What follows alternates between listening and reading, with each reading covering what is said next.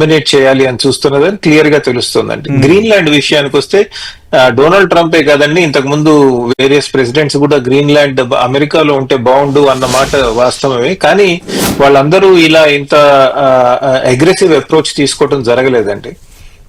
ఈ రోజు కనుక గ్రీన్లాండ్ తీసుకుంటే నిజమే అక్కడ రేర్ ఎర్త్ మెటల్స్ చాలా ఉన్నాయి, మినరల్ రిసోర్సెస్ ఖనిజ సంపత్తి చాలా ఉంది.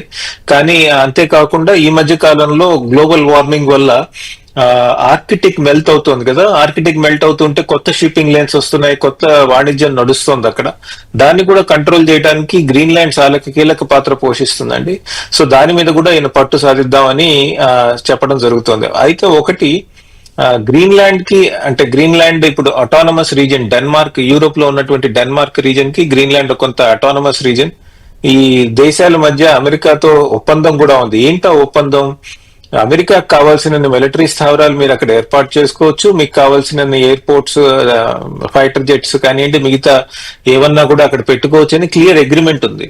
సో నిజంగా సెక్యూరిటీ డైమెన్షన్ ఉంటే కనుక డొనాల్డ్ ట్రంప్ గ్రీన్లాండ్ ని ఆక్యుపై చేయాల్సిన అవసరం లేదండి. ఎందుకంటే ఉన్న అగ్రిమెంట్స్ ద్వారా చైనీస్ వ్యవహారం కానివ్వండి, సో కాల్డ్ రష్యన్ ప్రెజెన్స్ కానివ్వండి కట్టడి చేయటం తేలికే అవుతుంది.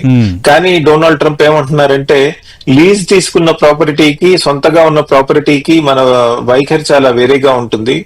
లీజ్ తీసుకుంటే గనక మనది కాని ప్రాపర్టీకి మనం ఎందుకు మన ప్రాణాలు అర్పిస్తారు, మన సోల్జర్స్ అర్పించాలి, అలా ఎందుకు జరగాలి? అలా కాకుండా సొంత ప్రాపర్టీ తీసుకోవాలి.